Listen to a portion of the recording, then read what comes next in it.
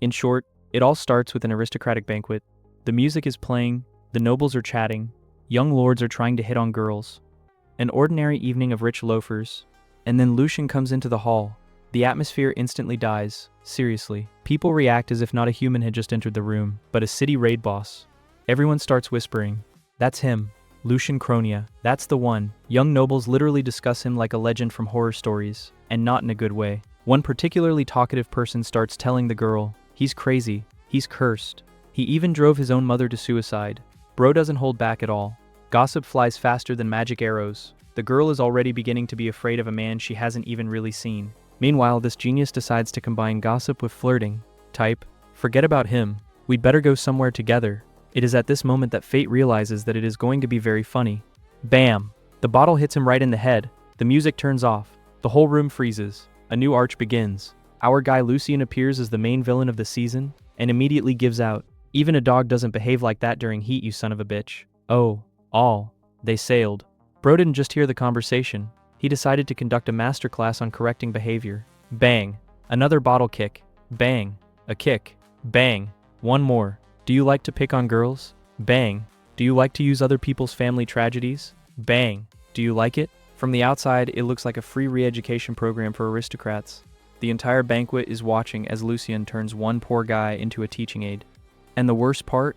No one is particularly surprised, because everyone has known for a long time.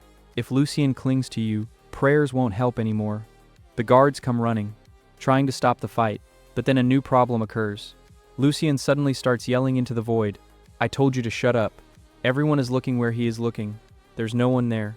No one at all. An absolutely empty place, and Lucian continues to talk as if the other person is standing there. And that's where the aristocrats finally lose their peace of mind. He's really crazy. He talks to the air. I told you.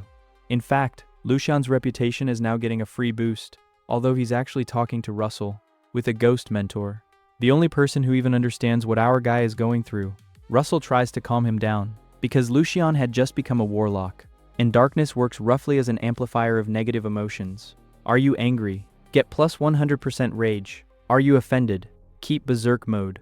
Therefore, if you don't stop now, Lucian may accidentally become the very monster that everyone around is already afraid of. And then the elder brother of the beaten nobleman appears, a real closet, a real knight, a real lover of other people's collars. He grabs Lucian. He pushes me against the wall, and he starts pumping his license. Our guy understands right away.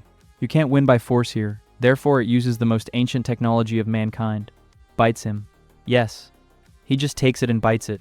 Bro literally activated the rabid raccoon fighting style. The knight completely explodes from such arrogance, grabs Lucian by the neck, and slams his head into the wall with all his might. Bam.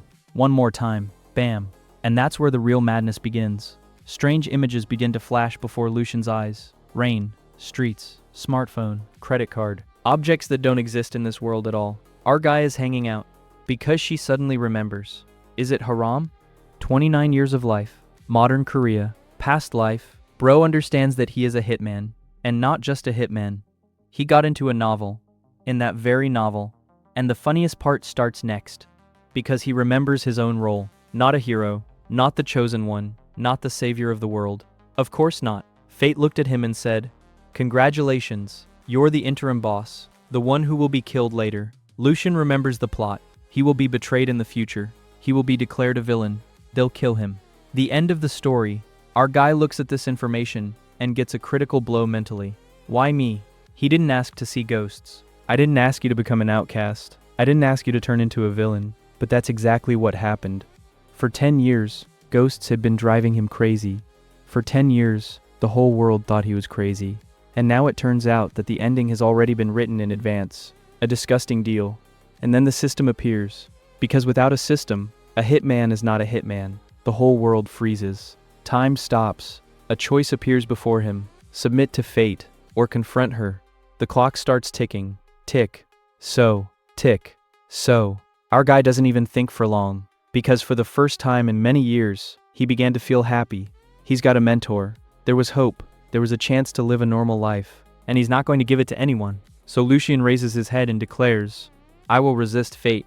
At this moment, red threads appear around him. The system explains.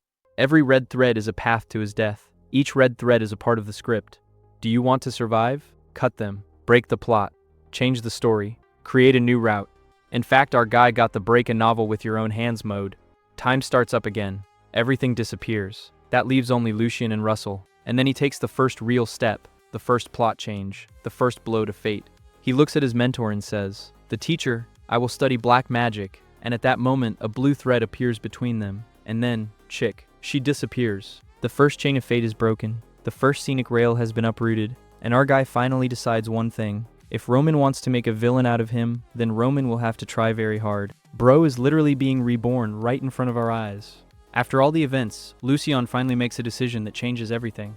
Russell, the ghostly teacher, looks at him and can't believe his ears. Because just yesterday, this guy was shying away from black magic like a cat from a bathtub. And today he suddenly declares, "Teacher, teach me black magic." And then Russell has a system glitch. Bro was so stunned that he tried to grab his heart.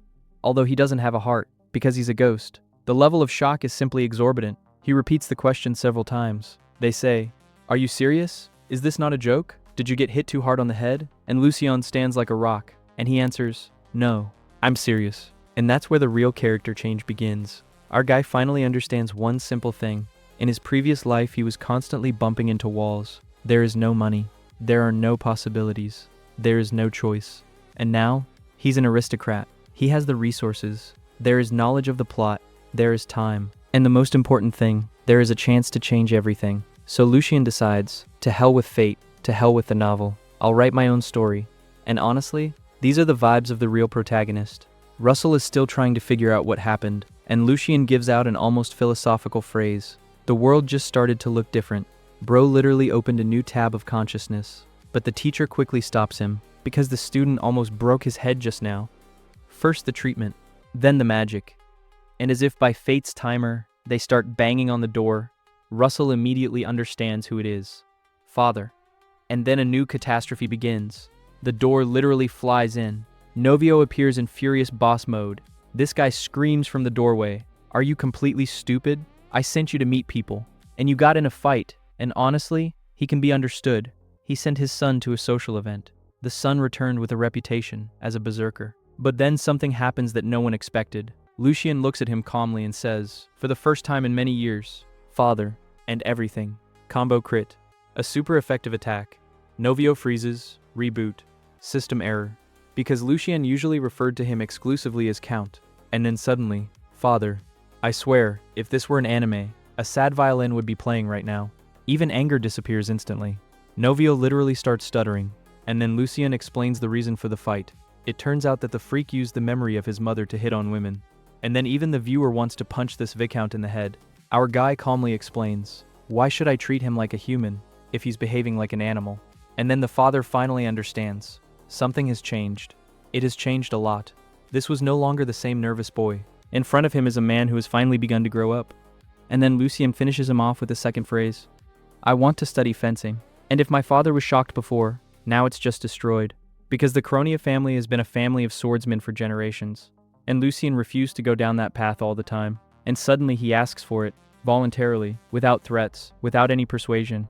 Novio is ready to cry on the spot. Bro literally got his son back. He immediately agrees, immediately supports it, immediately promises to help, and he's so happy that he forgets about the fight altogether. What kind of fight? Which Viscount? My son wants to swing a sword, the best day of my life, but the most touching part begins next. My father is about to leave. It stops. He turns around, and he speaks softly. Thank you. Just one word, but it hits harder than any sword, because Lucian suddenly realizes the truth. In the novel, it always seemed to him that his father looked at him coldly, that he didn't care, but it was a lie. Novio loved him. I've always loved you, until the very end. Even in the original story, he tried to protect his son to the death, and that's where our guy really gets covered. He understands that I would have lost this man, that everything ended terribly in the last line of fate, and for the first time, a real goal appears. It's not easy to survive. Save everyone who can be saved. After his father leaves, Russell appears, and then another plot twist begins. The teacher asks, why do you need a sword at all? Lucian explains his plan. He wants to use the darkness as an aura, hide your sorcery, become a swordsman warlock. In fact, Bro is going to disguise a nuclear missile as a kitchen knife. Russell says first, theoretically possible, and then he adds, but no one did that. And then Lucian is about to argue, because he knows a character from the novel who could, But suddenly, Russell gives such a twist that even the reader blinks twice. He calmly declares, "I've been down this road before." What? It turns out that the old man himself was this madman. He combined the sword and the darkness himself. He himself has walked the path that Lucian is just about to begin. So our guy literally found the only mentor on the entire continent for his crazy idea. The luck level is just illegal, and at that moment a red thread appears between them. It's like a sign of fate, a turning point, a new chapter of life. Russell smiles and says, "If you really chose this path, I'll teach you everything I know." And that's how the moment ends, where the depressed aristocrat finally disappears. And instead Lucian appears, who is going to become a swordsman, a warlock, and the main headache for the whole world at the same time. Bro is finally starting to change his life, and it looks so unusual that others are literally catching a system glitch. After talking to Russell, our guy is acting like a normal person for the first time in a long time. So normal that the teacher himself begins to suspect a trick. Maybe you should hit your head again. In short, even if the ghost noticed the changes, it means that the progress is really serious. A few days pass. The maids hang up the laundry and discuss Lucian as a rare mythical beast. One says, "Don't you think the young master has changed?" The second one immediately, "Did you notice that too?" It turns out that Lucian used to look at people as if he was choosing who to send to the next life first. And now he calmly greets and even responds to greetings. For locals, it's like seeing the boss of the final dungeon suddenly start feeding kittens. At the same time, the servants sincerely worry about him. Despite all the rumors about insanity, Lucian never bullied the servants or touched anyone. That's why everyone just wants bro to finally get things right. And then the real shock content begins. Lucian personally comes to the dining room. Yes. Self. Feet. He doesn't lock himself in a room, doesn't throw a tantrum, but just comes to a family breakfast. The whole family has a look on their face like they just saw a dragon paying taxes. My father and older brother are just hanging out. Our guy calmly sits down at the table. I'm a little late, as if he hadn't been living as a recluse in recent years. The father immediately starts fussing and taking care of his son. Carson looks suspicious. This guy understands perfectly well that it's hard for Lucius right now. He notices the trembling, the tension, and the way his brother literally forces himself to be around people. But instead of pressure, he says, "Take your time, do everything gradually." And that's where one of the most enjoyable moments of the chapter begins. For the first time, Lucian feels truly supported by his family. Not pity, not an annoyance, and support. And while the atmosphere is becoming almost familial, our guy decides to give the next critical blow. He raises his head and says, "Brother, teach me swordsmanship." Bam! Carson drops his fork. My father almost stops breathing. Even I would have asked them again. Because Lucian is not asking for a new book or medicine. He wants to pick up a sword. And this is a completely different level. For understanding, starting education at his age is about as logical as learning the multiplication table for the first time after receiving a doctorate. But Carson quickly realizes one thing. Lucius doesn't need the title of a great swordsman. He needs strength, confidence, the ability to stand on your own 2 feet, and then the impossible happens. Good. Lucian is already hanging up. Bro literally can't believe his ears. He was preparing for a lot of persuasion, arguments, and drama. And I got the consent on the first attempt. Of course, Carson makes a condition, get well first. But the fact itself has already taken place. The family looks happy for the first time in a long time. The father generally sits with the face of a man who has just seen the end of a long-term curse. For him, it's like spring has finally come after an endless winter. After lunch, Lucian goes back, and he understands a simple thing. Even the small changes made his family smile. That's more than enough for him right now. And then Russell appears next to me. The teacher suddenly praises the student. Well done. Our guy is already slowing down, because hearing praise from Russell is about as likely as receiving a compliment from a raid boss. They make fun of each other for a bit, after which Russell remembers. It turns out that he had prepared something for his future student a long time ago. That is, my grandfather literally waited for years for the opportunity to teach someone. The real sensei from anime? Lucian agrees to look at the gift and asks an important question on the way. Can a warlock become immune to the light? And that's where the interesting end part begins. Russell explains that those who possess light almost always experience the effects of darkness. At most, they lose their blessing or become fallen. But warlocks in the opposite direction usually come to a complete end, or a disability, or a one-way ticket, a very fair balance of the world. But then the teacher adds an interesting thought. Light and darkness are not exactly enemies. It's not Gojo versus Sukuna.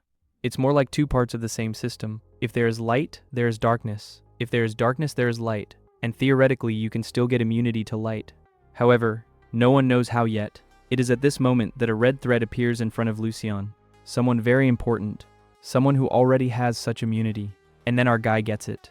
In the novel, there was only one person with this ability. Not a hero, not a saint, not the chosen one. And the final boss. And Lucian is like that. That's great.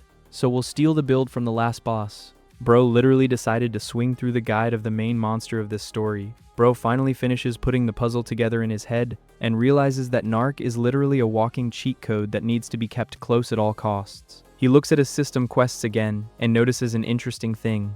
Unlike the Leo story, where failure meant an instant ticket to the cemetery, there is no such thing here. And then our guy gets two things at once. First of all, Narc is cool, but not as irreplaceable as Leo. If Leo is a locomotive that already pulls the entire train, then Narc is an elite first-class carriage. It's useful and pleasant, but the train is still moving without him. Secondly, the most important thing. If this guy had been a hidden assassin, an agent of his brother, or the future boss of the Lucas raid, the system would have been screaming death, death, death in red letters long ago. But there is nothing like that. So the conclusion is simple. Bro is safe. You can recruit. Lucas smiles and thanks the Narc for his help, and he suddenly starts to stagger and grab his head. It turns out that the guy has overheated his abilities so much that he will now be recovering for 2 weeks, and then the fun begins. This guy doesn't hide his skills at all. The type literally says, "Yes, I have foresight and insight, but don't tell anyone." Lucas is looking at him like a man who already knows more about him than he does through the status window. After that, the drug addict gets his medicine, his pet, and goes to rest. The day of the monthly assessment arrives. The whole academy is buzzing like a beehive. Someone teleports to the training ground. Someone is riding in carriages. And in one carriage, a real squad of the main characters gathers. Lucas, Leo, a drug addict, and Pi, who has already officially become the mascot of this company.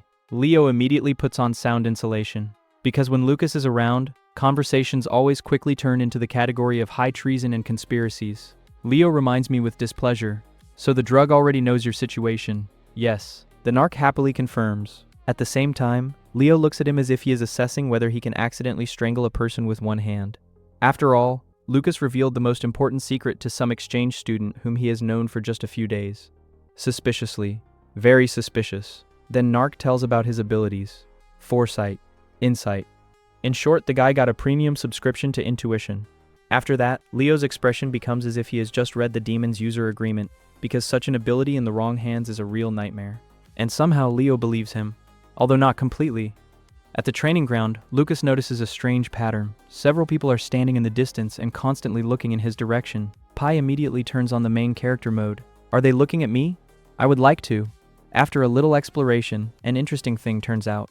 There are already rumors about Lucas in the city, and people aren't just discussing him. They discuss Lucas's changes. That is, people are starting to notice that the local whipping boy has suddenly turned into someone else. And then Lucas understands. The story begins to spread beyond the school. So it's time to check the media. Our guy buys a whole stack of newspapers and magazines. Leo looks at this and is blown away. "What are you doing?" "I'm analyzing trends." It sounds like he's preparing to take over the stock market. Then Lucas uses a search spell. The real magic Ctrl+F says, "Ask Canyon," and the newspaper opens on the right page by itself. Bro literally turned reading the press into a search engine. There are indeed articles in the local newspapers about how Lucas suddenly changed, but the major publications are still silent. It's too small a story. While, and then Leo pulls out a tabloid, the Yellow Press, the one that can turn an ordinary sneeze into a coup d'etat. "That's what you should read." And he turns out to be right, because such publications like to dig into the dirty laundry of aristocrats. Leo suggests stopping it all, but Lucas unexpectedly refuses, because he needs this information. If the rumors reach my brother, then they can be manipulated. And if they can be manipulated, then the brother can be fed false conclusions. The chess begins, and then Leo suddenly gives out. "Sometimes it seems to me that you are a completely different person." Ouch. A dangerous conversation. Very dangerous. Lucas internally catches the critical blow, but outwardly he remains calm. And he quickly changes the subject. 3 weeks pass. Our guy rocks out like an RPG hero after a series of side quests. My health has grown. The skills have grown. Luck is almost out of the negative zone. There was even a new trait. Charm. Yes. The same Lucas that everyone hated started to build up his charisma. The world has clearly gone crazy. And now comes the main moment. Midterm exams are tomorrow. So a new chapter of the game begins. And knowing Lucas, she definitely won't be calm. Bro finally gets his major upgrade, and the real becoming of a warlock begins. Our guy is riding through the forest on a Chandra, and next to him, as usual, his master Russell is flying. The same man who calls himself a genius warlock without a drop of shame. And literally, My name is Russell Paul, and I'm an unfortunate genius warlock. Bro has given himself the title of legend and doesn't see a problem with it at all. Lucian tries to tease him. That's what you called yourself, isn't it? And Russell doesn't even blink. Yes. And I also said that I chose you only because you are very smart. The self-esteem of this type is pumped to the maximum level. Then the lecture about black magic begins. It turns out that the main stat for a warlock is not strength, mana, or even talent, brain. According to Russell, black magic is a constant struggle with one's darkness. If the mind is weak, hello, fallen warlock. If you're strong, you can keep the darkness under control. And then the master suddenly declares that Lucian has already passed the most difficult part. Because for more than 10 years he lived among ghosts, endured their bullying, and did not go mad. That is, while others were undergoing some special training, our guy received a course of extreme psychotherapy from the Army of the Dead for free, a real hardcore mode. But then the fun begins. Russell says, "Now you need to feel the darkness," and grabs Lucian by the shoulder. The next second our guy realizes that something very bad is going on. An icy chill runs through my body. He looked like he'd been thrown out naked in the middle of a blizzard.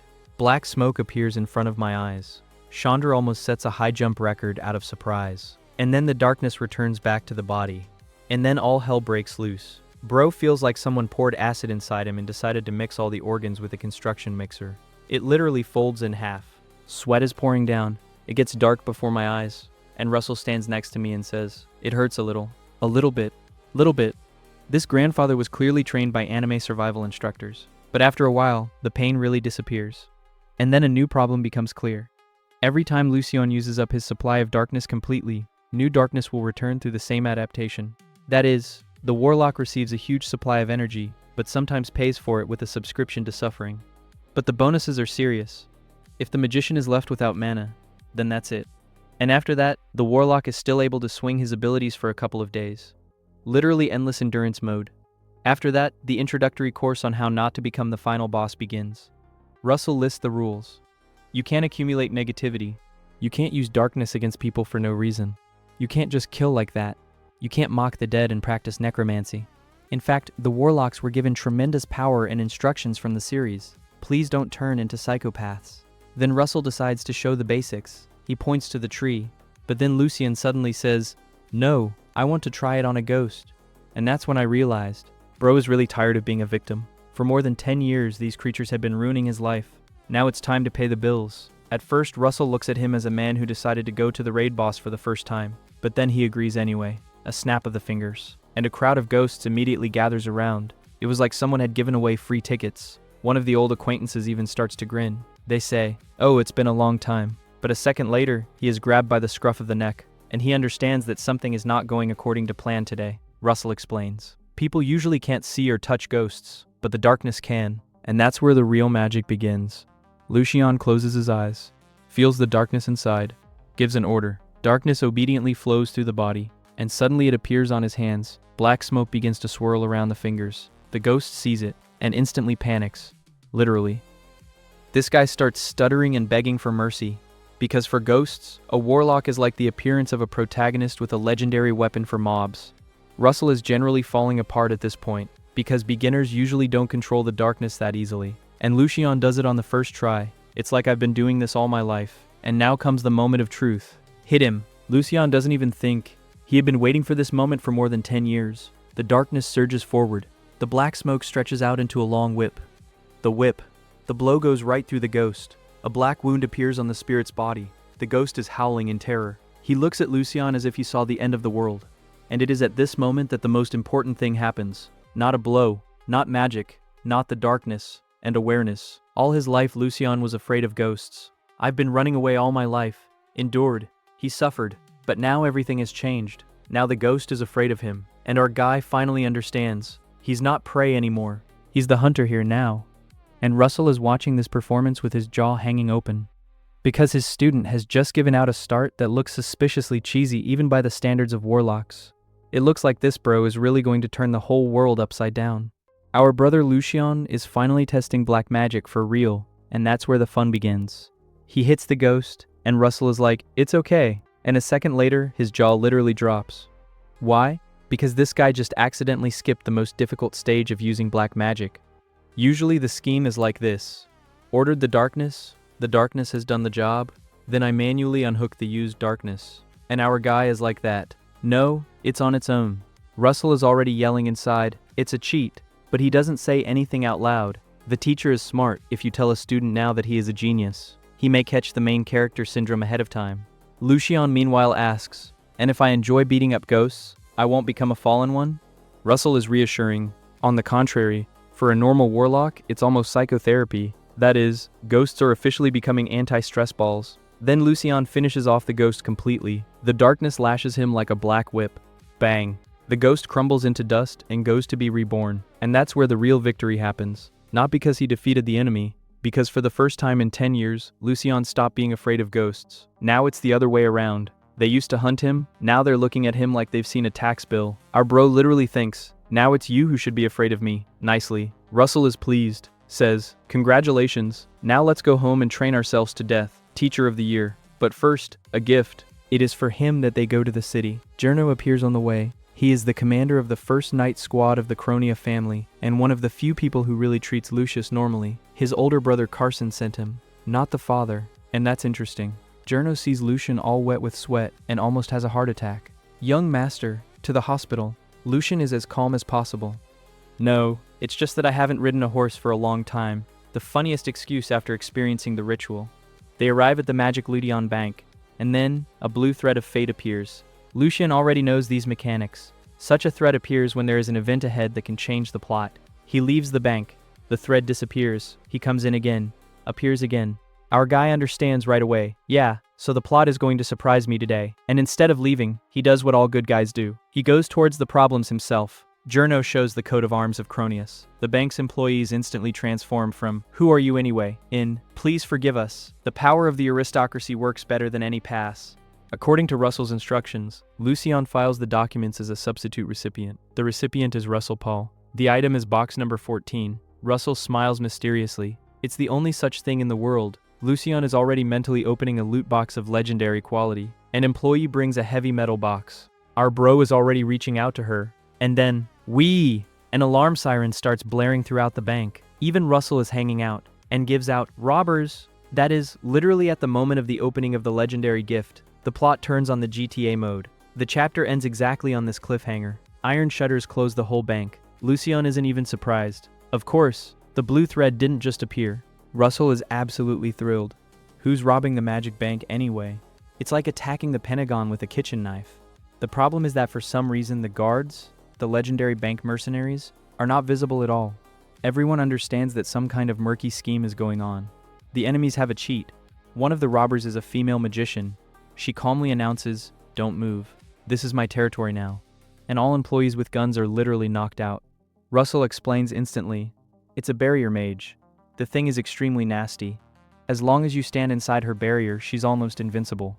Truth, he notices one joint. The barrier is kind of unstable, so there is a weak spot. Meanwhile, Russell remembers, "By the way, open the box. I have set up such a protection that it can only be opened by darkness. Thanks for the advance warning." Our guy secretly releases the darkness into the box, and then Jerno turns around abruptly. "Young master, did something happen just now?" Lucian's heart starts to play drum and bass. Fortunately, the smoke had already disappeared. Jerno puts it all down to nerves. Russell laughs. "Don't worry about it. Black magic is much less noticeable than ordinary mana." Lucian mentally, "Could you have said that before I almost died?" And then the funny thing turns out. The leader announces the purpose of the robbery. They need it. A metal box. And it shows the dimensions. Lucian slowly looks at the box in his hands. Well, awesome. It turns out, in the original story, the box was supposed to be stolen today. That is, the blue thread did not lead him here by chance. The box opens inside. It's just a pair of feather-shaped earrings. Lucian and Russell put it on quickly. As soon as the earrings are in the ears, several things are happening at once. Earrings draw in some of the darkness. A tattoo in the form of a watch appears on the back of the palm. The blue thread, it's tearing up. Fate is officially receiving a critical blow. What kind of artifact is this anyway? Russell finally explains. It's a unique thing, the only one in the world. She shows it, how much negativity the warlock has accumulated. For an ordinary person, a tattoo looks like a watch. For Lucian, it is literally an indicator. A little more, and you will become a fallen one. That is, the master made the perfect safety device in advance. Our guy is happy. But, There is one rat. The same bank employee who brought the box instantly surrenders Lucien to the robbers. Here, he's got the box. Professional ethics? I didn't hear it. The main thing is to survive on your own. Lucien calmly memorizes his face, without emotion. He's just making a mental note. You're dead. A very calm person. Lucien's plan begins. The leader approaches. Young master, give me the box. Lucien does the most brazen thing possible. He drops the box on the floor, and imperceptibly commands the darkness. Stand still. Now the box is literally glued to the ground. The leader tries to lift her up. It doesn't work. It stands like a Mjolnir for the unworthy. Why all this? Lucien noticed one oddity. The barrier magician. It doesn't move at all. Not a step. While the others are running, our guy makes a conclusion. She guards the place where the barrier formula is hidden. That is, it is enough to make her leave, and the barrier will remain unprotected. That's why he specifically makes the box unaffordable, so that she could come over and see for herself. It's brilliant. Jurno is not sleeping either. While everyone is distracted, the knight has already figured out the place where the formula is hidden. Lucien calmly asks, "How much longer?" He smiles happily. "I've already found it." And the next second, bang, he stabs the sword into the floor, releases an aura. There is a sound like a huge glass dome bursting. Barrier, it breaks down. The barrier magician is literally... What? The robbers understand instantly. The plan failed. The leader grabs the box. He screams, "Retreat!" But Jurno is already at his side. The sword flies straight at the head. It would seem that everything, but the leader is still not new name. He deflects the blow with the dagger, and activates the smoke bomb. Disappears. Jurno doesn't have time to catch up. Why isn't the knight chasing? Lucien asks. You could have caught him. The answer is as chivalrous as possible. My job is to protect you. Don't chase criminals. The priority is the young master. Lucien is even a little disappointed. He wanted to question the leader, because now the main question remains open. Were they really after Russell's box, or is it a coincidence? Chapter finale. Sees only one person, the same employee, the same snitch. He's smiling, and with a very bad smile, the kind after which disturbing music usually turns on in anime. The rat has already signed his own sentence. Debriefing at the bank after the robbery, Lucien first interrogates the bank's management. How many metal boxes do you have in general? B, more than 50. That is, the ringleader actually grabbed his box by accident. Lucien is internally. Yes, sure, coincidence. We believe it. He's not buying this story for a second. The blue thread appeared for a reason. The earrings are saved. Fate is broken. Our guy is going over the events. In the original, he almost certainly had to lose Russell's gift, but now everything has gone the other way. Such is the fate.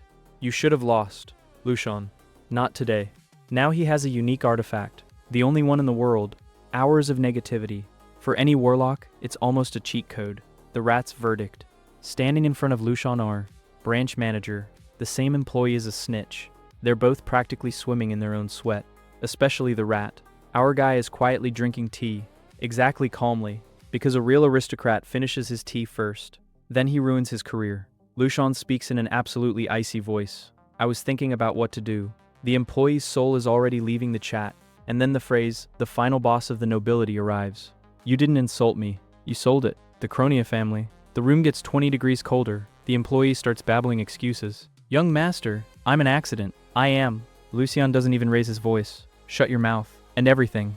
No slaps in the face. No more torture. No, I'm going to kill you. He just passes the case to the main office. Because his father would destroy this guy himself. Better than any punishment. Russell is already beaming. Here. This is my student. Our bro finally understood the power of an administrative resource. Even Jurno was blown away. The knight walks next to me and can't stand it. That was wise, because old Lucien would have already staged a bloody spectacle. The new Lucien simply issued the person a lifetime ban from the profession, and he did it as legally as possible.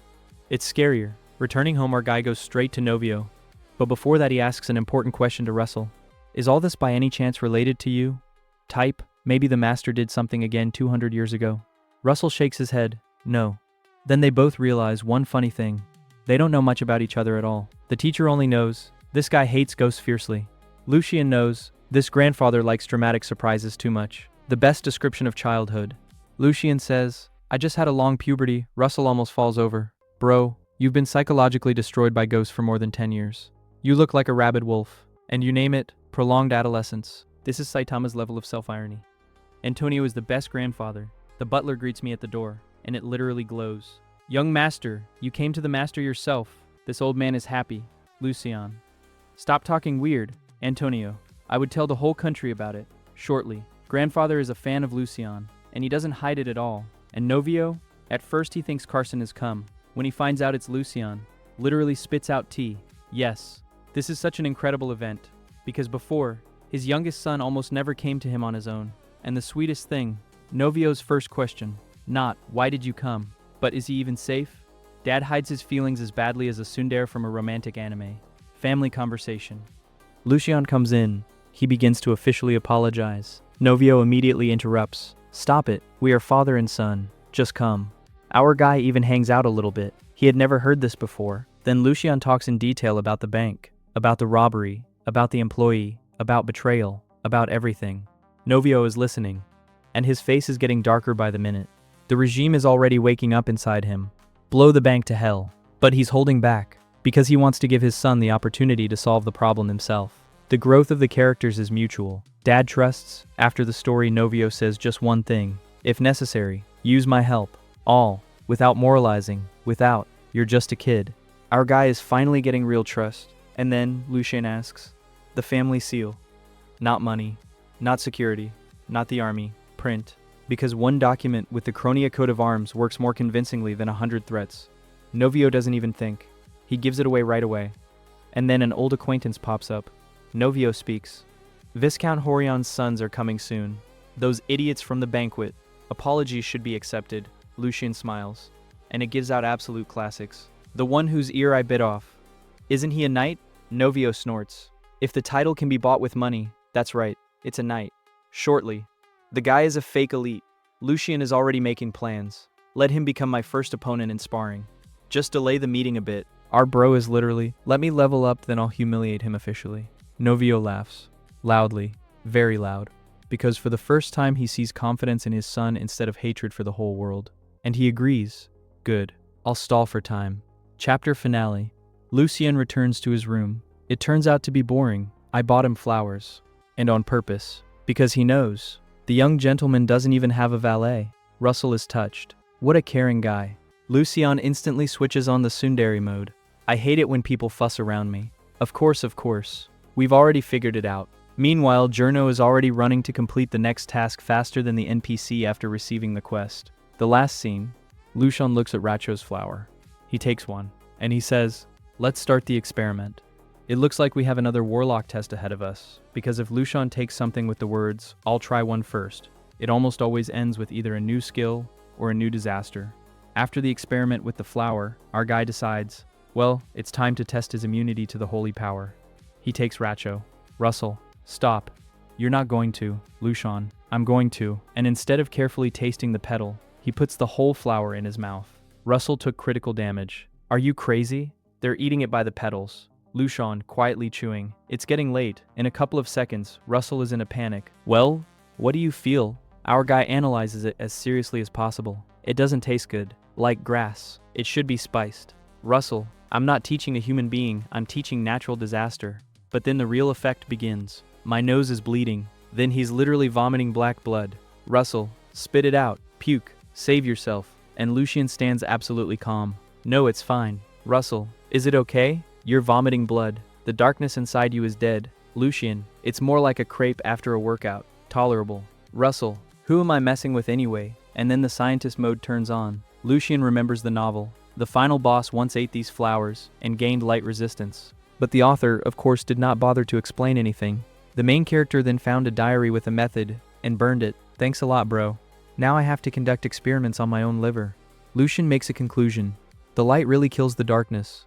That's why my father forbade priests to come near him. The main character cut down warlocks so easily because he is a bearer of light. Result. Immunity to light is necessary at any cost. Russell is still trying to be the voice of reason. Maybe? Shall we stop?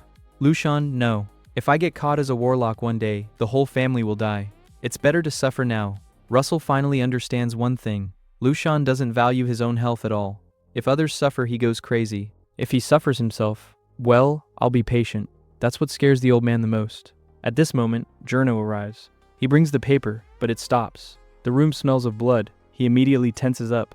Young master, what happened? Lucian instantly switches on NPC mode. Nothing, thanks.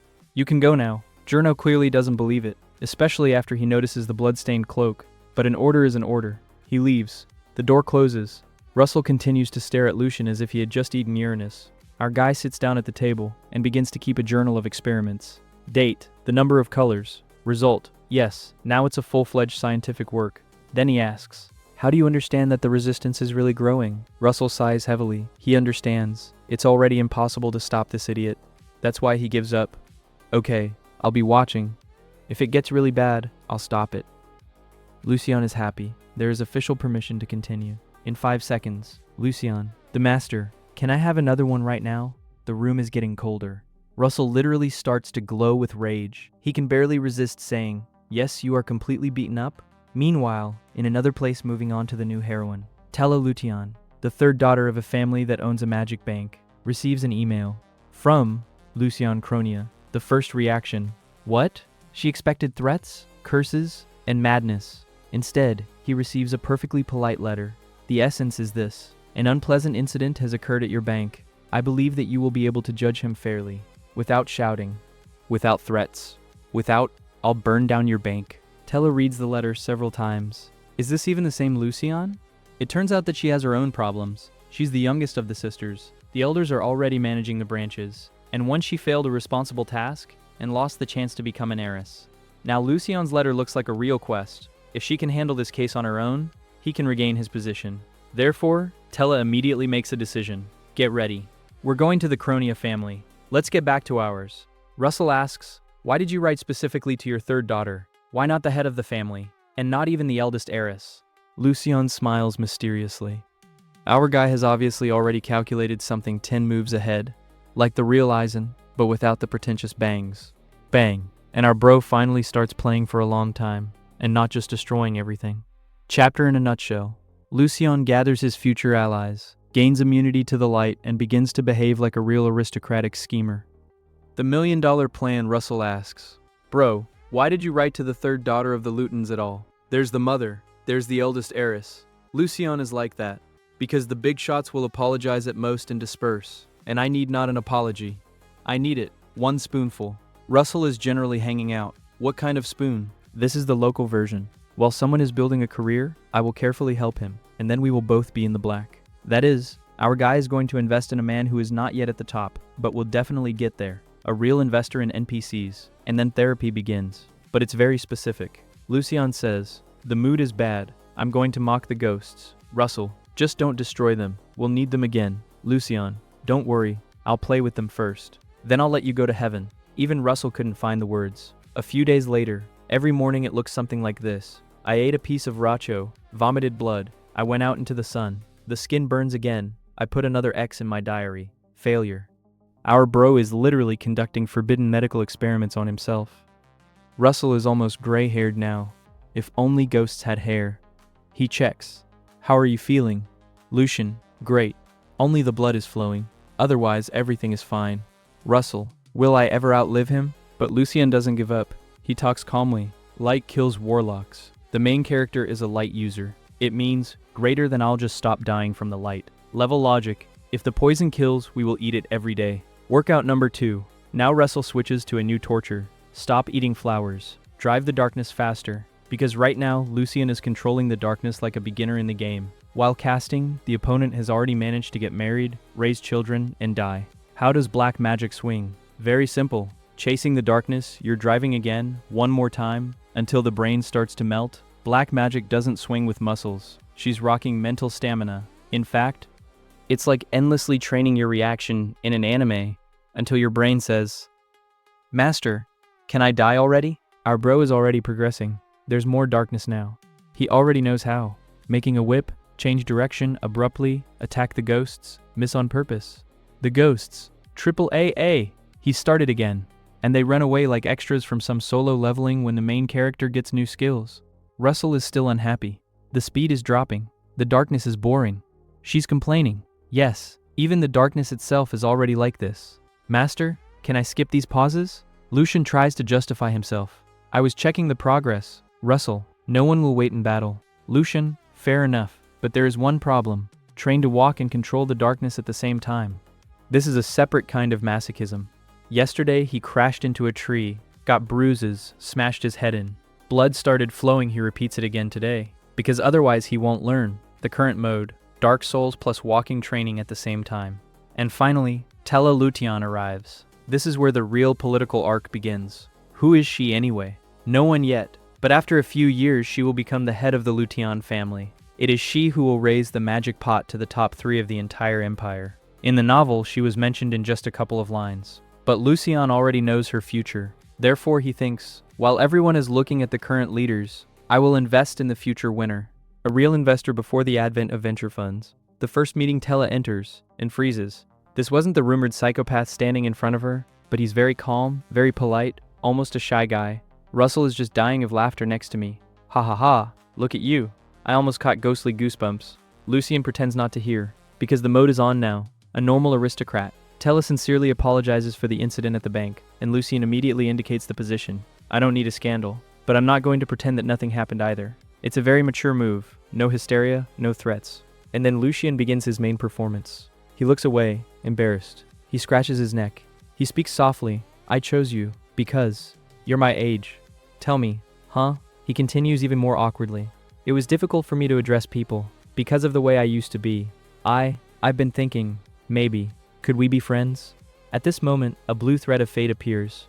Means, he made the right choice again. Tella can't stand it and starts laughing. Not because he's mocking me, but because all the fear just disappeared. She understands, this is not a crazy monster in front of her. The one in front of her is very strange, but a sincere guy who is trying to start life anew. And she holds out her hand. Let's be friends? Our bro gets more than just an acquaintance. He gets the future head of one of the strongest magic banks in the empire. And judging by the broken blue thread, fate just rewrote again. Our guy is finally consolidating his success with Tella. After shaking hands, a real miracle happens. The blue thread of fate that bound them is cut and turns into red.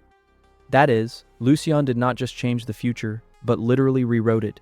It seems that these strange hints about red threads really work. But then it gets even more interesting. Tella suddenly says that she feels awkward. In her opinion, she was the only one who benefited from this meeting, and she did not give anything in return. After some thought, she makes an offer that Lucian did not expect at all. She promises to personally help him get rid of all the rumors that he is crazy. And then Lucian himself is surprised. Bro was only hoping to nudge the future head of the Lution family in the right direction, and then enjoy the fruits of her success.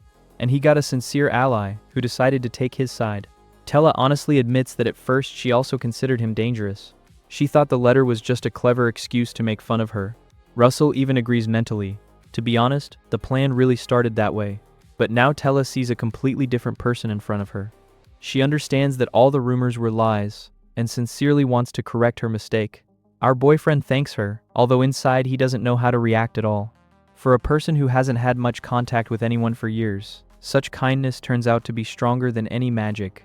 Then Tella notices that Lucian looks too pale. Of course, she doesn't want to talk about it directly, so she comes up with a beautiful excuse. They say she urgently needs to return home. Russell gets it right away. She just noticed that you're barely alive right now.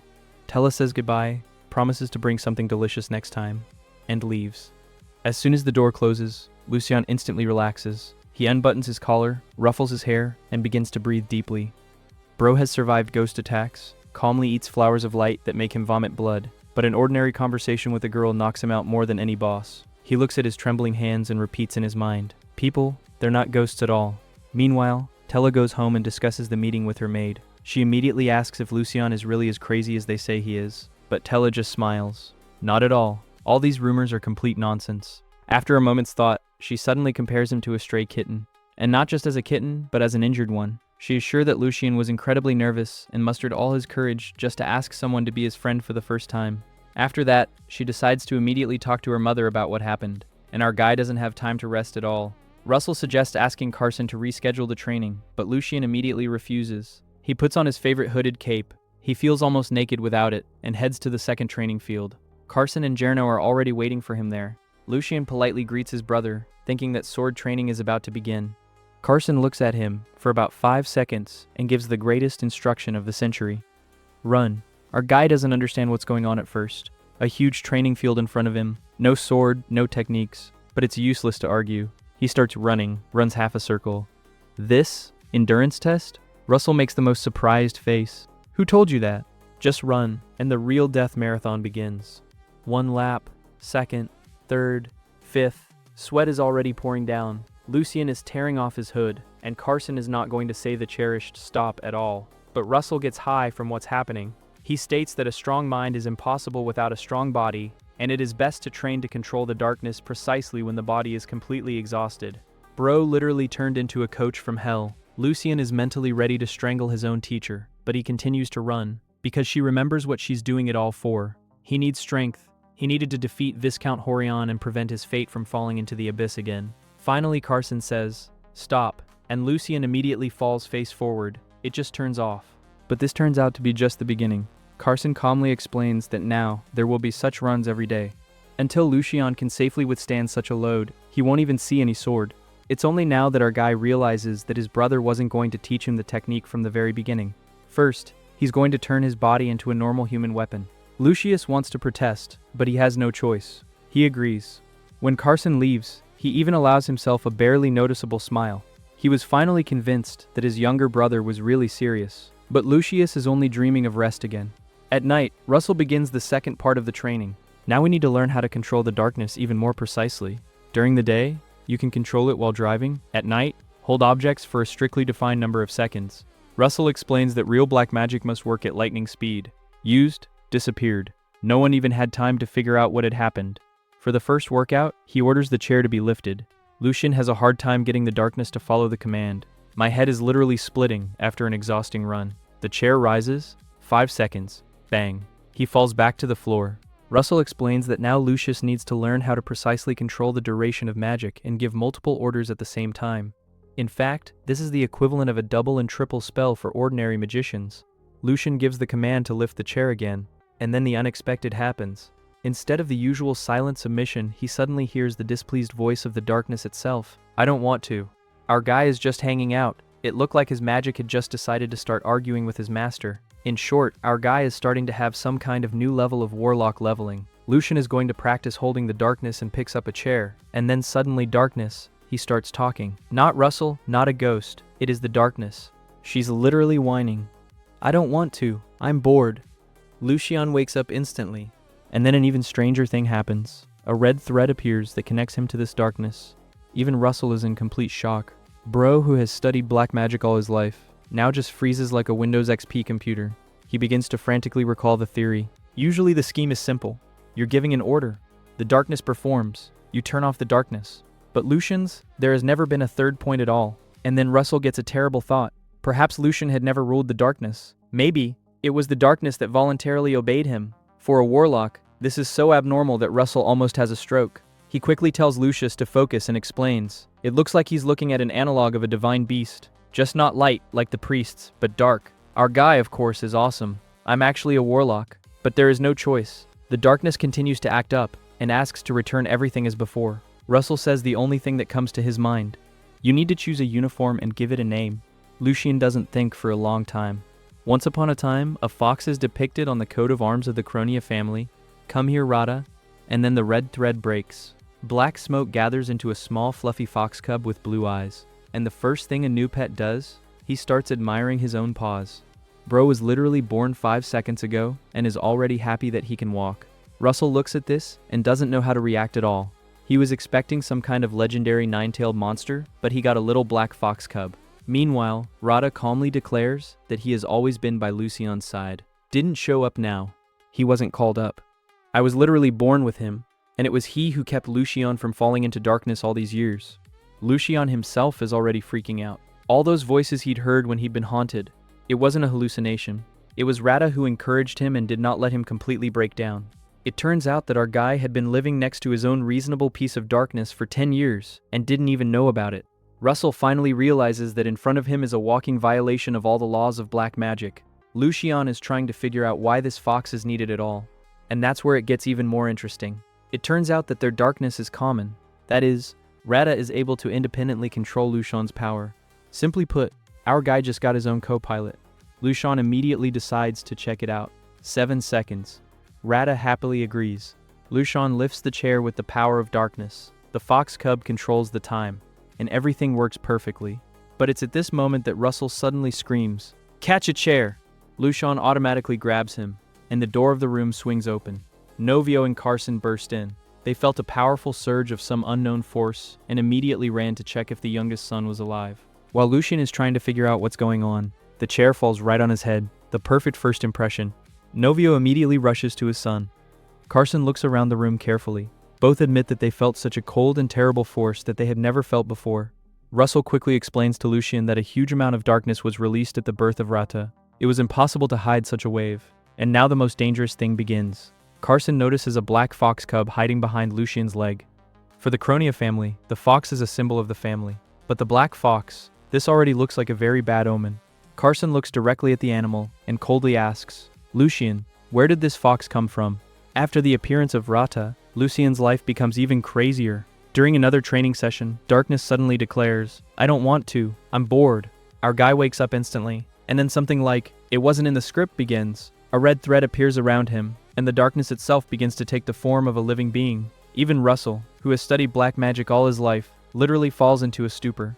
It turns out that he had never seen such a thing. The more he thinks about it, the scarier the conclusion becomes. Lucien's darkness does not require constant monitoring at all. Instead of ordinary magic, it's more like a human's relationship with a divine beast, only on the contrary, dark. Russell realizes that the situation is unique, and tells Lucius to choose a shape for the creature and give it a name. Our guy doesn't think for a long time. The coat of arms of the Cronia family depicts a fox, which means there will be a fox. "Come here, Rata." The red thread immediately breaks, the smoke clears, and a small black fox cub with blue eyes appears in front of them. But instead of a majestic sacred beast, it turns out to be literally a black fluffy potato on 4 paws. Russell looks at him with the face of a man who expected a dragon and got a kitten. Rata himself is generally happy. "I have paws, real paws." Then it gets even more interesting. Rata claims to have existed since Lucien was born. All these years, it was he who kept the master from turning into a fallen warlock. When Lucien heard strange voices telling him to hold on, they weren't hallucinations at all. That's what Rata said all the time. Bro literally worked as a personal psychologist for free for 10 years. The most pleasant discovery comes a little later. Rata can control Lucien's darkness. Not completely, but to help her follow orders. In fact, our guy gets a built-in assistant who takes over some of the control. They immediately conduct an experiment. Lucien orders the chair to be lifted, and Rata is responsible for holding it. The chair is perfectly suspended in the air for exactly 7 seconds. It is at this moment that the door opens. Novio and Carson enter the room. Russell screams in panic to grab a chair. Lucien automatically catches him, with my own head. The chair crashes into his forehead. The rat is beeping. Russell is almost dying of laughter. My father and brother don't understand what's going on here at all. They only felt a huge surge of unknown force and rushed over to check on Lucien. Their attention quickly turns to the black fox cub. Carson immediately asks, "Where is he from?" Lucien answers as calmly as possible, "I picked it up." Rata immediately begins to resent that he is actually not a fox, but fortunately only Lucien hears him. Novio allows him to leave the animal and then leaves with Carson without finding out the reason for the strange energy. After that, Russell finally explains the main bonus. Rata and Lucien literally share the same darkness. The stronger one gets, the faster the other develops. Moreover, Rata helps the new darkness adapt almost instantly. To put it simply, our guy just got a cheat code for leveling up. The next morning, the real pain begins. After yesterday's training, Lucien can barely get out of bed. Everything hurts. Even moving is hard, but no one canceled the training. Rata, meanwhile, behaves like a child who is interested in absolutely everything. Why do people close their eyes at night? Why does Lucien stumble all the time? Why is Racho flower so scary? When Lucien takes out a poisonous plant to boost his resistance again, Rata goes into a real panic. "Don't eat, it's caca." But our guy is already swallowing the poison. After a few seconds, he starts vomiting blood as usual. Rata is terrified. Russell just sighs with relief. The poison is not transmitted to the fox cub. After that, the butler Antonio appears. No anonymous curses this time. He receives a real letter from Tella Lution. And here, for the first time in a long time, Lucien is pleasantly surprised. Tella writes that thanks to him, she got an important opportunity and also publicly told everyone at the banquet that they were friends. That is, the girl did not just agree to be friends, but already began to protect his reputation. At the end of the letter, she invites Lucien to accompany her to a banquet in honor of the birth of the divine beast. It's at this point that Russell literally jumps up. "Don't tell me you're going to the banquet." It looks like our guy has another nerve test ahead of him. Not only because of the nobles, but also because now a small talking black fox is constantly running around next to him, which it is advisable not to show anyone. Lucien receives a letter from Tella inviting him to a huge banquet in honor of the birth of the divine beast. And that's where our guy's eyes literally light up. Bro understands that this is not just a holiday with expensive food, It's the perfect scene to shut up everyone who's been making a local horror story out of him for the past few months. But Russell immediately starts to panic. In fact, grandfather says, "Do you even know where you're going? There will be so much holy power that you can collapse faster than a first-level mob." However, Lucian doesn't even think about backing down. He calmly declares that he will simply increase the dose of his poisonous flower and survive. After the incident with the bank, he finally realized how far the rumors had gone. People don't even try to figure out what happened. For them, he is already a ready-made monster. And then Lucian gives out one of the most powerful phrases. He says he wants to be happy too. He doesn't want to lose the normal life he just started getting again. Even Russell stops arguing after that. The old man just gives up and says, "Okay, try." But it immediately reminds me of the main boss. Getting permission from Novio will be more difficult than completing a secret boss raid without a healer. During the family dinner, Lucian cautiously starts talking about the banquet and gets an instant response. No discussion. Carson also fully supports his father. These two now literally look like two final bosses who have closed the passage further. Russell is completely fading away. Yes, this is not a father and son, but an impregnable fortress. Meanwhile, Rada is generally living his life. The fox cub was forbidden to enter the dining room, so this little genius is just hiding in Lucian's shadow. Bro literally opens stealth mode like a real ninja, and then he starts whining that he's interested in tasting meat. Our guy discreetly drops a piece under the table. Rada is happy as if he has received a legendary artifact, but Novio continues to stand his ground. He asks, "Why do you want to come to this banquet so much?" And that's where Lucian gets his trump card. He talks about what happened at the bank. It turns out that the employee knew perfectly well that in front of him was the heir of the Kronia family, and he turned him over to the bandits anyway, because the rumors have done their job. Everyone around them already thinks Lucian is a cursed monster. It turns out to be the most difficult moment. Bro calmly eats pasta and at the same time explains that he has already been so demonized that people are ready to get rid of him at the first opportunity. Even Novio freezes after that. Russell just clicks his tongue. That's it. This is a forbidden technique. When Novio asks why Lucian didn't say anything right away, he calmly replies, "Because you would just destroy the Ludion family." And the funny thing is, everyone understands that this is not an exaggeration at all. After a long pause, Novio finally says, "Okay, go ahead." Carson is in complete shock. Russell is actually clutching his head. "Are you serious? There's so much holy power there that it can vaporize a kid." But the decision has already been made. For the first time, Lucian changes his father's mind in his own words. A small victory, but a very important one. After that, the real training hell begins. Journo literally turns into a sergeant from a military camp. Running again, even more running. Lucian is already breathing as if his lungs have decided to go on vacation, and Rada is joyfully galloping ahead. The little fox does not understand what fatigue is at all. At some point, he hears Lucian's heart pounding and begins to rejoice. Even faster. Let it beat even faster. Russell responds immediately. Then he'll die. Rada gets scared right away. Then don't let him fight at all. Then he'll die too. Bro literally took his first biology lesson. After physical training, the second circle of hell begins. Now Lucian controls the darkness for hours. Then he plays catch-up with the ghosts. Yes.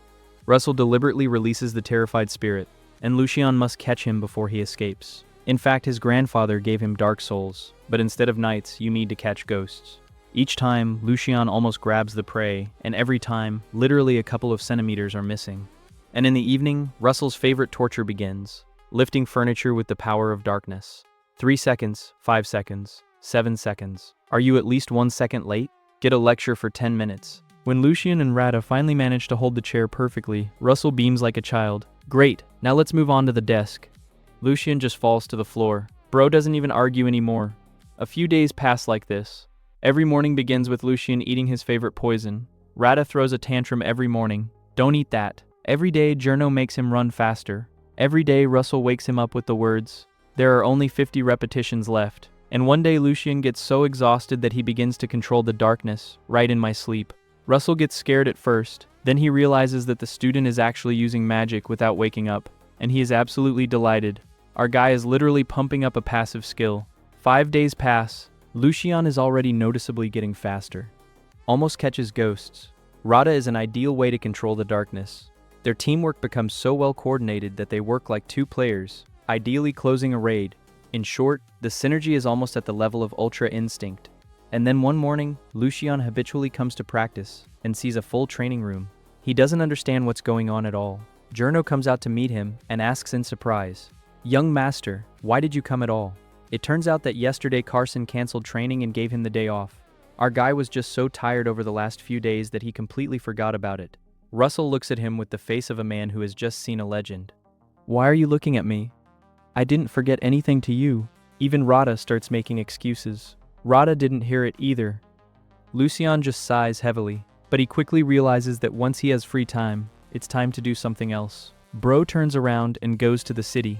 It seemed like it was time to prepare for the most important banquet of his new life. After a few days of training, Journo notices that Lucian is gone again. The knight just sighs heavily. Our guy still talks to himself sometimes, or rather to Russell, whom no one sees. From the outside, it looks as creepy as possible, so strangers still find it strange. But Journo has known the truth for a long time, and is only happy. Compared to what Lucian used to be, now it's heaven and earth in general. Meanwhile, the other knights begin to discuss their younger master. One is worried that they accidentally scared him. The other even admits that for a long time he did not understand how to talk to him. In short, grown men behave as if they have seen a rare Pokemon, but Journo quickly brings everyone back to reality. He recalls a recent incident when an unknown force appeared near Lucian's room. The whole room immediately falls silent. After all, if someone was able to get so close to the heir of Cronius, it means that their security gave a huge crack. And then the knights all start shouting their motto, "We are the swords of Cronius." After that, they rush to run with such enthusiasm, as if the war starts tomorrow. Meanwhile, our guy finally gets a well-deserved day off. Well, almost. Instead of resting, Lucian puts on a raincoat and goes to the city. Russell immediately asks, "Where are you going?" Lucian responds as calmly as possible. He needs to buy more rachos before the flowers fade. After all, without this poisonous herb, he literally would not be able to resist the holy power. Russell immediately suggests just asking for the servants, but Lucian refuses. Bro doesn't trust anyone at all. Any request will reach Novio immediately, and he doesn't need any unnecessary questions right now. At this moment, Rada appears. Hearing the word Racho, the little fox immediately panics. "Lucian, don't walk towards death." It looks like Russell has already filled the kid's head with his horror stories. Lucian just rolls his eyes. "Teacher, stop teaching the child all sorts of nonsense." Russell pretends he has nothing to do with it. Rada reluctantly hides in the shadow of the Lucifer, continuing to show with her whole appearance how much she hates this flower. On the way, Russell suddenly remembers the news about Viscount Horion. It turns out that after that legendary ear bite, his son now has hearing problems. Our guy just smiles contentedly. Karma sometimes works faster than the judicial system. But then it gets more interesting. When Lucian leaves the estate, Russell suddenly asks to turn off the main road, because there's an ambush on the right, and it's not simple. There are so many bandits there that they are clearly waiting for someone in particular. Our guy understands everything right away. It seems that Viscount Horion was so offended that he decided to make a second attempt. But then Lucian has an even more unpleasant thought. If the bandits know when he's leaving, so there's a rat inside the mansion again. Bro immediately remembers the old betrayal of the servants, because of which he stopped trusting anyone at all. The mood drops sharply. Darkness is even beginning to seep in around him. Russell erases it instantly. "Calm down, you're a warlock now. Any emotion can give you away." Lucian just exhales heavily. For the first time, he realizes how uncomfortable it is to constantly hide his strength. Having bought Racho, Lucian is about to leave. Suddenly he notices two very familiar types, and then our guy literally turns on detective mode. If you put masks on them, they're the same idiots who tried to rob the magic bank. Russell recognizes them right away too. Rata doesn't understand anything at all. Who are the bastards? But Lucian is already smiling, and with that smile, after which someone usually starts having big problems. He asks Russell to use the ghost's main advantage, eavesdrop on the conversation, free wiretapping without any bugs. This is a real cheat. Lucian himself follows slowly, so as not to lose touch with the teacher. Meanwhile, Rada is completely oblivious to the task. The little fox was in the city for the first time, and now admires literally everything. Oh, people. Bro behaves like a child who has been brought to an amusement park for the first time. After a while, Russell returns with the results, and it turns out that these two are not ordinary bandits at all. They are mercenaries. After the failure of the last task, they are deeply in debt and are ready to rob the magic bank again just to get the money. Lucian immediately asks the most important thing. "What are their names?" Russell answers, "Helon and Stra." And that's where our guy literally puts the whole puzzle together. These names were in the novel. The usual extras, but something else is much more important. Their boss. Crown Zell, the leader of the mysterious organization, the Third Force. Almost no one knows anything about these guys. They work in the shadows, do dirty jobs, and obey no one. And then Lucian understands. And why even look for people from scratch? You can simply buy a ready-made organization, When Russell understands what the student is thinking, he is not even surprised. "You're going to hire them, aren't you?" Lucian nods calmly. "What do I have besides money?" And it's hard to argue. Our guy is the son of one of the most influential people in the Empire. He hadn't spent much for years, so he had enough money to build his own team. And right now his new plan is being born. Don't just get stronger, and create your own power. One that doesn't belong to the Cronia family. One that would help hide his black magic. One that will one day be able to deceive the whole world. Bro finally stops just surviving. Now he's starting to build his own empire. Lucian is about to go out to the robbers, but Russell immediately slows him down. In his opinion, this is generally the idea of the die of your own accord level. Like, bro, you're the son of one of the richest families in the Empire. If you wanted people, you just threw a bag of money and a queue of elite fighters would line up for you. But our guy just calmly replies that he understands this perfectly well. There's just one problem he doesn't talk about out loud. All the strongest people in this world literally hate the dark. And considering that Lucian is a warlock himself, keeping such allies around is like voluntarily settling next to an atomic bomb. Therefore, he needs completely different people. Russell doesn't understand at all why his student decided to contact some bandits, but Lucian just shrugs it off, calling it all his whim. After that, he buys the cheapest mask with stars from the first merchant he finds. It looks like it was drawn by a child in 5 minutes, but our guy doesn't care at all. The main thing is to hide your face, because if someone recognizes Lucian Cronia in him, the whole plan will instantly fall apart. He approaches those two types, and without any preludes, gives out a phrase that would make any normal person tense up. "Do you need money?" And then immediately finishes it off. "I have a lot of them." In fact, now some suspicious guy in a raincoat and a crooked mask is offering a lot of money to strangers. This is no longer a deal, but the beginning of any scam movie. Helen, as it turned out, doesn't know how to keep her mouth shut at all. He had already managed to tell the stranger where they lived and how bad everything was with them. Straw immediately realizes that some kind of game is going on. She literally starts interrogating Lucian. Who is he? How does he know about their problems? Why did you decide to help them at all? But Lucian responds as calmly as possible. "Yes, I know you." Even Russell laughs at that answer, because technically it's true, but he doesn't know them personally, but as characters in a novel. Then Lucian finally breaks their pattern. He offers to quit his job as a mercenary and go to work for him. Helen immediately runs after his leader. And here comes the man Lucian has been looking for all this time, Crown Zell. As soon as he enters the room, a blue thread of fate appears, and our guy is finally convinced that it is the future head of the Third Force organization in front of him. And now this is a real jackpot, because now Lucian is facing a man who will create an organization in the future that entire states will take into account. And so far this future monster has only 2 subordinates. It turns out that Lucian is literally buying a startup before it becomes a corporation. Straw continues to suspect a trick, and frankly it's hard to blame her. An unknown teenager in a mask comes to them, promises a lot of money and offers to completely change their lives. Anyone would have thought they were going to have their kidneys cut out. But Crown understands one simple thing. They no longer have a choice. So he agrees to talk. When the two of them are alone, Lucian immediately puts his cards on the table. He needs his own organization. Not my father's army, not the people of the Cronia family, and a power that would belong only to him. He offers Crown to remain the leader. Lucian himself is almost not going to interfere. Let the organization develop independently. But there is one main rule. When the boss gives the order, it is executed without question. In fact, Crown becomes CEO, and Lucian becomes the silent owner of the company. After that, the conversation about money begins. Crown immediately lays out the amount owed. 100,000 cases. Russell almost falls over. How did 3 people get into this mess? And Lucian? Disappointed. He had expected a much higher amount. It's literally pocket money for him.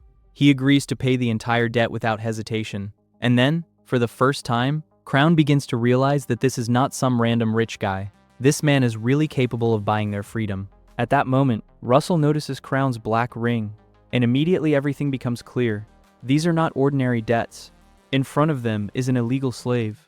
It turns out that all their debts are just the price of a ransom. Our guy is literally buying out the future leader of one of the strongest organizations in the world, the investment of the century.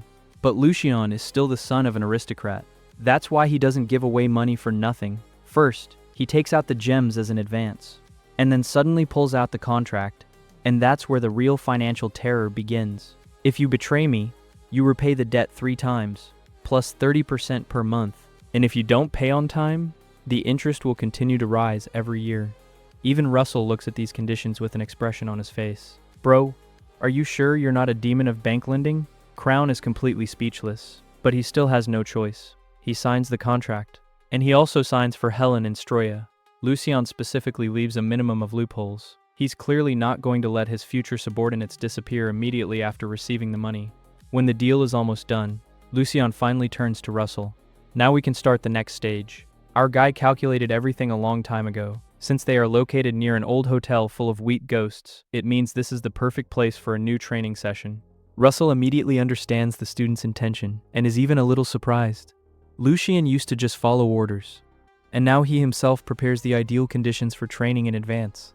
In fact, bro begins to think like a real warlock. So Russell, without further ado, pulls the awesome Ratu out of the shadows. He catches the first ghost he sees, and announces the beginning of the training of new magic. It's time to master ghost control.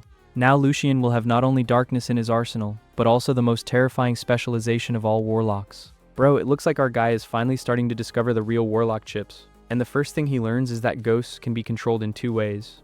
Either you negotiate with them in a human way through a contract, or you just break their will. And the second option is the pure path of the villain, because for such jokes, the darkness begins to accrue you with a lot of negativity.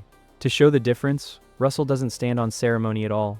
He grabs the poor ghost by the neck so abruptly that the grandfather is already mentally starting to write a will. The man is shaking like an aspen leaf and generally forgets that he is being seen by a living person. Sir. Why? But Russell immediately shows who the real teacher is here. He explains to Lucius that everything depends on agreement. If the ghost wants to make a contract himself, no problem. But if you force him, then don't be surprised when the darkness itself starts charging you. And then the story of this old man is revealed. Turns out he's not some kind of vengeful spirit at all. Everything is much sadder. The man simply couldn't leave after his death, because his daughter now runs the hotel. He just wants to keep an eye on her to make sure she's okay. Honestly, even the atmosphere changes dramatically at this moment. Instead of an evil ghost, we have an ordinary father who is still worried about his child. Bro, this is already a blow to the feelings. Russell is not going to send him to another world. Conversely, he offers his grandfather to sign a contract with Lucien. In fact, any other warlock can no longer just banish him. And Lucien immediately realizes how much of an imbecile ability this is. After all, if a ghost agrees to cooperate, he becomes an ideal scout. People don't see him. He calmly walks through walls, listens to conversations, and can collect any information. Our guy literally gets a free intelligence agent. Russell explains the mechanics as calmly as possible. Just share your darkness with him. At first, Lucien doesn't understand how it works at all. He's even surprised. What do you mean, share? Was it possible? Russell just smiles. If light can heal people, then why can't darkness be shared?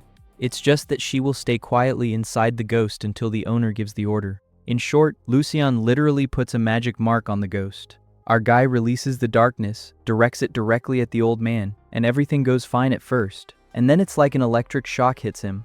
Other people's memories suddenly flash before my eyes. He sees how this father looks at his daughter. She sees how much he loves her, how he dreams of walking her down the aisle one day. As he realizes that he will never be able to take her hand again. Bro, this is where the author decided to finish off the readers altogether. Lucien even loses his composure for a second. Meanwhile, the contract is being finalized. The darkness completely envelops the ghost, after which a black star appears on his arm. Now this is our guy's first official ghost agent. Grandfather immediately becomes as serious as possible. Mr. Lucien, give me orders. And Lucien doesn't waste any time at all. He immediately sends a new employee on the first mission. Keep an eye on Crown, Halon, and Stroy. If anyone starts stirring up trouble or saying something suspicious, let them know right away. It turns out a funny situation. Grandfather was just worried about his daughter a minute ago, and now he's already working in intelligence. That's what they call a quick career change. After that, Lucien remembers another problem. How do you get involved with a ghost? Russell is already going to explain a complex system, but then Rada intervenes. This furry bro shows again that he's actually reading the script ahead of time. He just starts talking in his own way, and just a second later, a ghostly hand appears from the wall. Everyone in the room is hanging out. Even Russell is like that. Wait a minute, did it really work?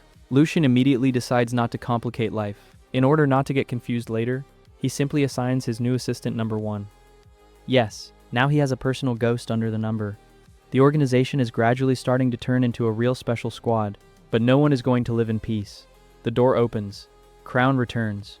He looks like he's just been forced to go through 10 rounds of bureaucratic hell. He brings all the signatures and says that he has fulfilled the condition. Now it's Lucien's turn. Our guy immediately issues the first rule of the new organization. Never try to find out who I am. Very logical. If someone starts digging into his identity, Lucian will immediately consider it a betrayal. Crown calmly agrees. But Lucian doesn't stop there. He pauses. Russell suddenly gets nervous. Bro literally understands that something is about to be said that can no longer be undone. He's trying to stop Lucian. Think carefully. But our guy has already decided everything. He takes a deep breath. He looks directly at Crown, and in an absolutely calm voice he says, "I'm a warlock. Everything is already hanging here." Crown turns into a statue. The air seems to stop moving. Russell closes his eyes with the expression of a man who has just seen someone voluntarily press a big red button labeled, "Do not press." And Lucian. It stands absolutely calm, as if he just told me what the weather was like today. It is from this moment that the game goes to a completely different level. Crown just freezes. Bro literally caught the blue screen of death. He looks at Lucian as if the final boss himself has just confessed his love in front of him. And Russell is already mentally preparing for the fact that now everything is going to fall into the abyss.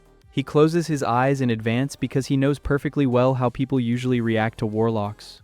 But something is happening that no one expected. The contract that was just concluded suddenly breaks the blue thread. Click. And everything. Lucian realizes that Crown has accepted his words after all. Not because he believed it, not because he liked it, because there's no turning back now. The next day, our guy goes to the bank first thing, and here the author decided to brag a little about the aristocracy. Lucian is quietly taking off 40,000 cases, and after that, he still has more than 300,000 left in his account. Bro, it's not rich anymore. This is the money has stopped being a problem at all mode. Even Russell can't stand it. He's literally getting jealous. You've withdrawn 40,000, and almost nothing has changed? Our guy just shrugs his shoulders. Yes, it's pocket money in general. Russell, at that moment, probably for the first time in a long time, wanted to resurrect only to die again, because such wealth is already a personal insult. Lucian is getting high. After his previous life, where he had to count every penny, now he feels like a man who accidentally turned on cheat codes. When he gets back, he immediately finds Crown, and without further ado, he throws him a hefty purse. Crown opens it, and he just stops breathing. He has an amount in front of him that they would not have earned with their whole company for many years. People literally smell the smell of new money and don't understand if it's a dream or reality. Lucian speaks as calmly as possible. There's 40,000 here. Buy everything you need. If there's anything left, take care of it yourself. Bro, this is the level of a real investor. Don't hold 1,000. Don't buy the cheapest. And 40,000 at once. Crown doesn't know how to react at all. Now a real war is starting in his head. On the one hand, a warlock stands in front of him. That is, a person who has been taught to hate since childhood. With another, this same warlock had just given him more money than anyone had ever trusted him with. And then Lucian finally finishes him off. "What should I call you?" Crown asks the question in a completely different voice. Lucian smiles a little. The real name cannot be disclosed. So he calmly replies, "Call me Hamel." Our guy just takes his older brother's alias. Why come up with a new nickname if a good one is already lying around? And then he adds another detail. "When we're alone, address me as Mr." Crown agrees immediately. The contract works like clockwork, but Lucian understands one thing perfectly. Crown still doesn't trust him. He can see it in his face, by the look of it, by the way he answers. And instead of pretending that nothing is happening, our guy immediately puts his cards on the table. "You don't love me." Crown is already twitching, because it's true. In his head, a warlock is almost synonymous with the word monster. Russell just sighs heavily from the side. Well, of course, who would even like to hear something like that in person? But Lucian continues absolutely calmly. "The day will come when you will be proud of what you have done today." That's the main character's confidence level. Bro hasn't even built an organization yet. He is only 3 people. Everyone is suspicious of him, but he speaks as if he has already seen the end credits of this story. Crown, of course, does not believe it all. It all sounds like beautiful words to him, but Lucius doesn't care. He had already calculated the future. He knows perfectly well how capable Crown will be, and he understands that it is this person who will one day be able to manage the entire organization. Lucian himself is going to stay in the shadows, like a real director. Let the others see the leader, and the real player will move the pieces from behind the scenes. This is already beginning to resemble not an ordinary novel, but a mixture of solo leveling with a secret organization from some kind of Gyasa code. After that, Lucian suddenly says, "Let's go." Crown doesn't understand. "Where to?" Our guy just smiles a little. "Let's see what you're capable of." It turns out that he noticed an interesting situation a long time ago. The Count Horian's family had just sent the perfect scapegoat, and Lucian is already going to take advantage of this opportunity 100%. In short, the organization hasn't even really appeared yet, and our guy is already looking for his first victim to demonstrate his strength. Bro isn't going to waste any time at all. In short, Lucian is not going to just give away money and play the good boss. It's time to check who he's recruited into his future organization at all. Before going out, Crown still can't stand it and asks a question. Mr. Hamill, why do you need an organization at all? Bro is already starting to add 2 plus 2. Lucian certainly doesn't look like the kind of person who would open a charitable foundation. Our guy doesn't even try to get out of it. I need people who will clean up the mess that I will leave behind. That's what they call honesty. Not to bring justice. Don't protect the weak. And immediately, yes, there will be complete chaos after me. Someone has to cover it up. Crown only frowns harder after that. He has one question in his head. Why us? But Lucian is already ending the conversation. Think less. Work harder. Bro generally hates idle chatter. Meanwhile, they reach the place where the gang sent by Viscount Horion is located. Before a real fight, Russell suddenly looks like a stern coach before the tournament finals.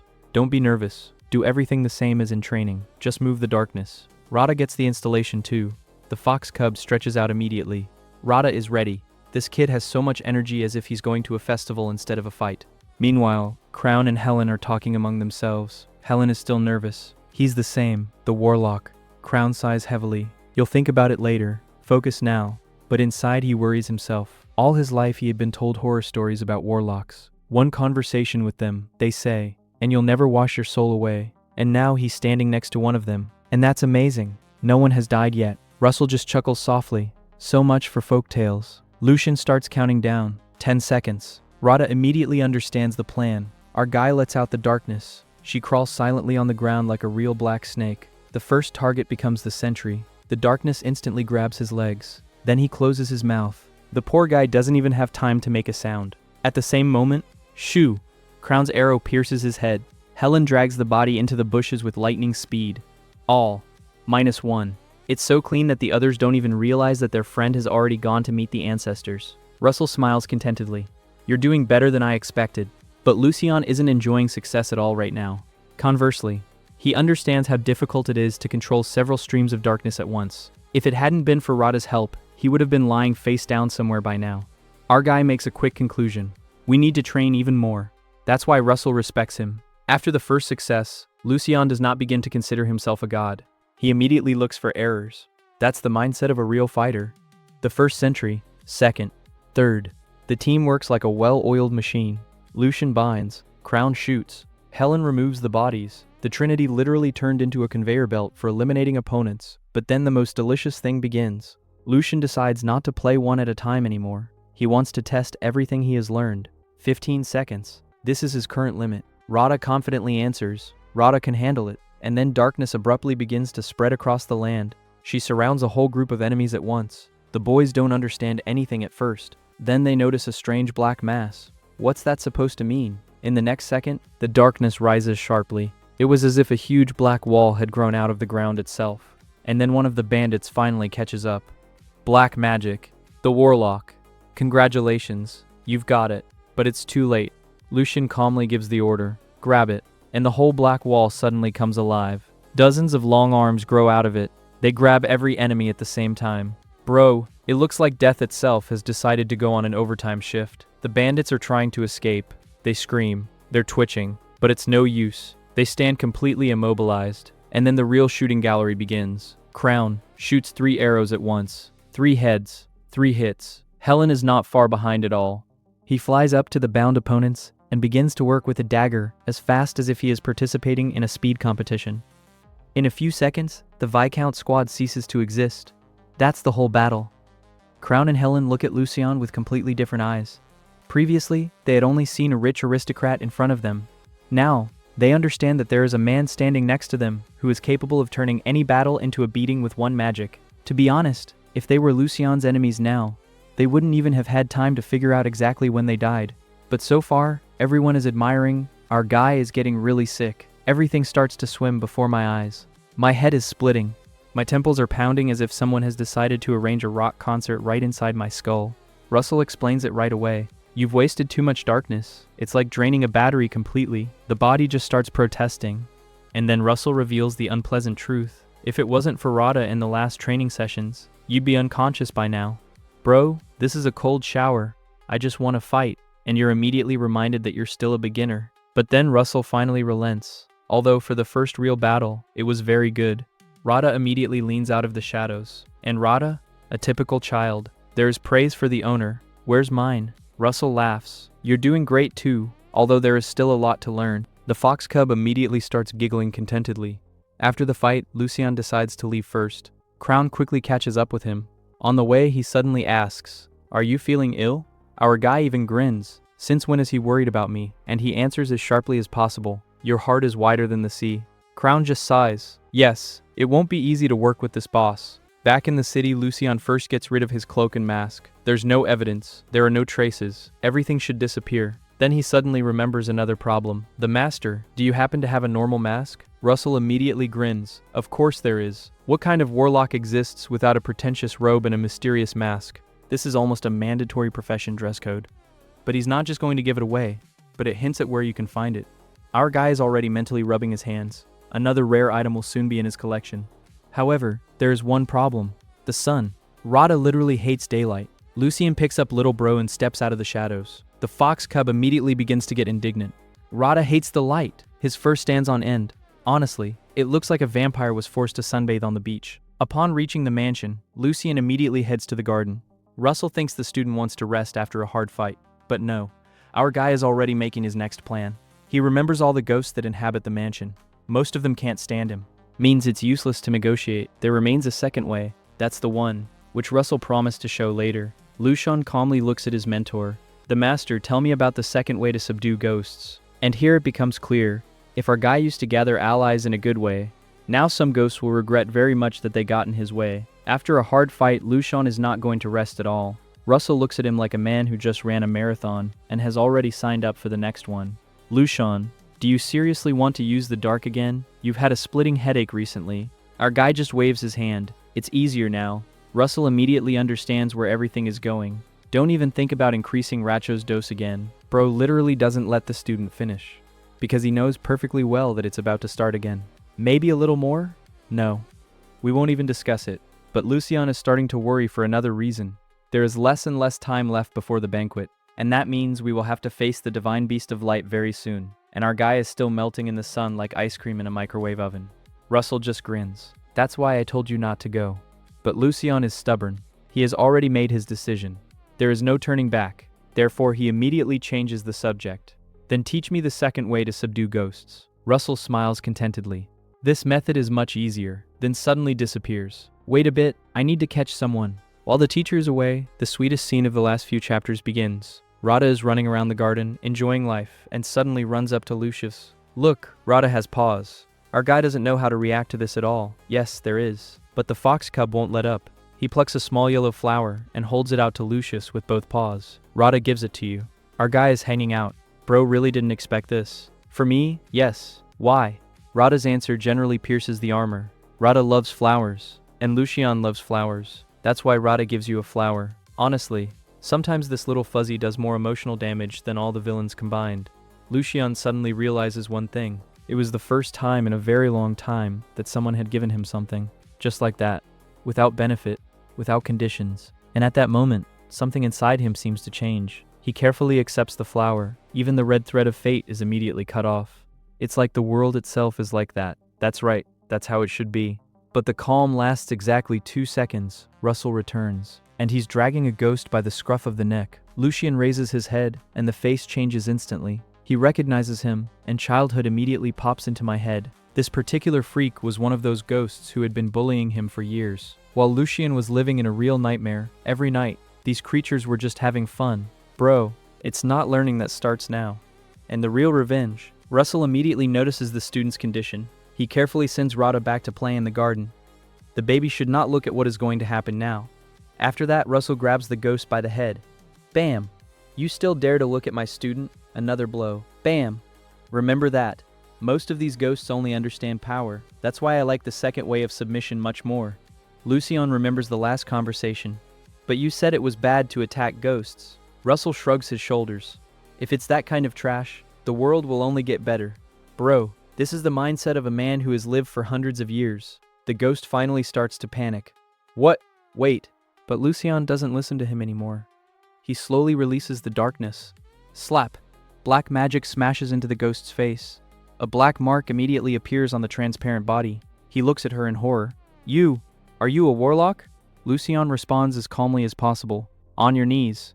That's karma. Once upon a time, this ghost enjoyed watching little Lucian tremble with fear. Now the roles have completely changed, and he's already trembling. Lucian looks down at him.